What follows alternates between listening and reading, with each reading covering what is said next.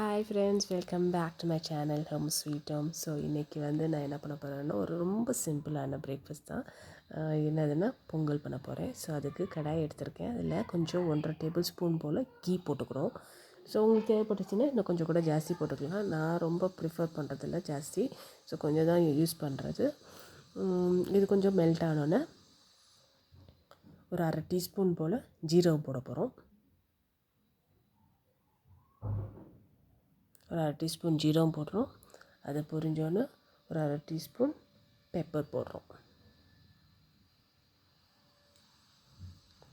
இது ரெண்டும் கொஞ்சம் பொரிஞ்ச பிறகு கருவேப்பிலை கொத்தமல்லி போட்டுக்கலாம்.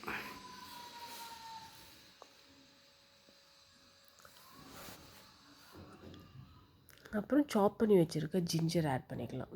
இந்த ஜிஞ்சர் நல்ல ஒரு அரோமா கொடுக்கும். ஸோ அது பொங்கலுக்கு நல்லாயிருக்கும். அப்புறம் ஒரே ஒரு சில்லி ஸ்லிட் பண்ணி போட்டிருக்கேன், அவ்வளோதான். இது கொஞ்சம் நல்லா சாட்டே பண்ணிக்கலாம். கொஞ்சம் நேரம் சாட்டே பண்ணிவிட்டு ஒரு பிஞ்ச் போல் பெருங்காயம் போட்டுக்கிறோம்.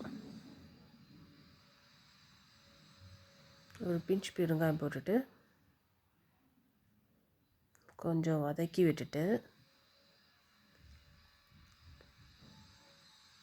அவ்வளோதான், ஸ்டவ் ஆஃப் பண்ணிடலாம்.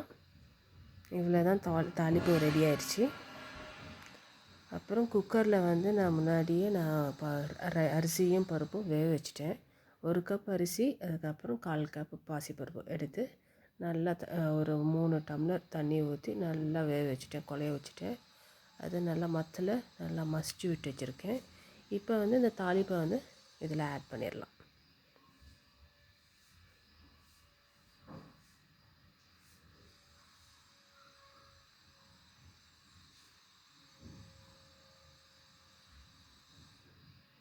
பாருங்கள், இது கொஞ்சம் நல்லா குழஞ்சிருக்கணும். அப்போ தான் நல்லா டேஸ்ட்டு நல்லாயிருக்கும்.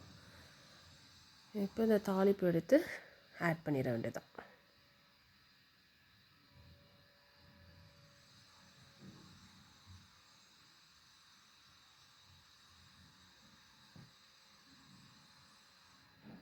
ஏன்னா சில பேர் முந்திரி பருப்புலாம் போட்டு தாளிப்பாங்க.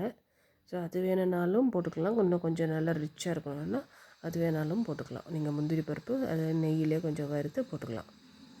இப்போ அவ்வளோதான். இதை கொஞ்சம் மிக்ஸ் பண்ணிவிட்டு பார்ப்போம். இந்த கன்சிஸ்டன்சி ரொம்ப திக்காக இருந்துச்சுன்னா இன்னும் கொஞ்சம் தண்ணி ஆட் பண்ணி கூட நம்ம இந்த பொங்கலில் மிக்ஸ் பண்ணிக்கலாம். இப்போ பாருங்கள், இது கொஞ்சம் திக்காக இருக்குது. எனக்கு கொஞ்சம் கன்சிஸ்டன்சி கொஞ்சம் செமி சாலிடாக இருக்கணும்.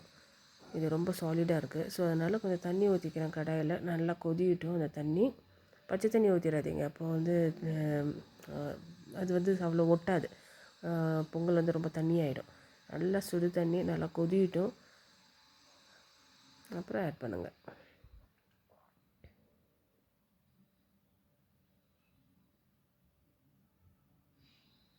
இப்போ பாருங்கள், நல்லா கொதிஞ்சு வச்சு இந்த தண்ணியை எடுத்து பொங்கலில் ஊற்றிடலாம்.